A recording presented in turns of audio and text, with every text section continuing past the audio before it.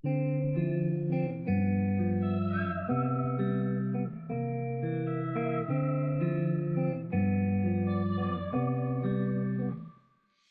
guys, jadi kalian kenal nggak sih sama Agnes Monica atau yang bisa disebut dengan Agnes Mo? Don't care my name in your mouth as long as I get paid.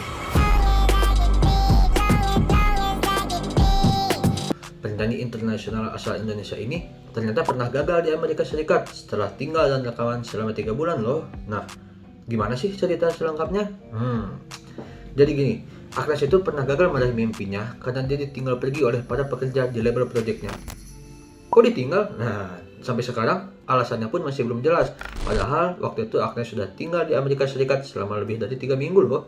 Kontrak yang dilakukan pun sudah pasti. Tapi secara tiba-tiba dia ditinggalkan oleh label dari proyek tersebut yang memutuskan untuk pindah ke tempat lain. Agnes pun bingung dong harus ngapain. Akhirnya dia memutuskan untuk pulang ke Indonesia. Saat dia sampai di Indonesia, dia kembali ke rumahnya dan dia menceritakan masalah tersebut kepada kakaknya. Akhirnya kakaknya berkata bahwa mungkin Tuhan melihat Agnes ini gak siap. Tapi Agnes pun tidak setuju dengan perkataan kakaknya ini. Dia mengatakan bahwa dirinya bukan tidak siap, tapi dirinya itu belum siap. Hingga pada akhirnya Agnes berkata kepada Tuhannya dan dia meminta agar dirinya segera disiapkan.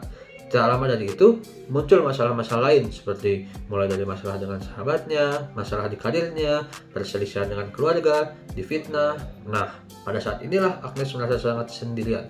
Tapi akhirnya dia ingat bahwa dialah yang meminta hal ini, dialah yang meminta untuk dipersiapkan. Dari masalah tersebut, Agnes kemudian belajar untuk menertawakan masalah, belajar bersyukur, berserah diri kepada Tuhan, dan yang paling penting, ia belajar untuk percaya.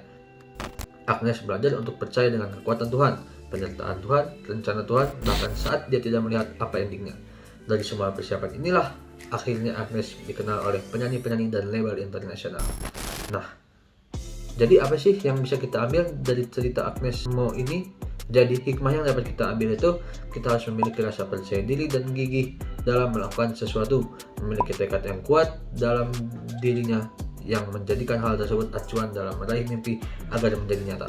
Sebab dalam perjuangan yang dilakukan oleh Agnes untuk mencapai ke titik sekarang ini tidaklah mudah. Agnes pun memiliki prinsip bahwa ia bisa menjalani hidup sesuai dengan keinginannya sendiri. Agnes mengajarkan kita makna dari sebuah kerja keras yang mana sejak kecil Agnes sudah terjun di dunia musik dan membuktikannya bahwa ia dapat bertahan sebagai musisi papan atas lebih dari 20 tahun.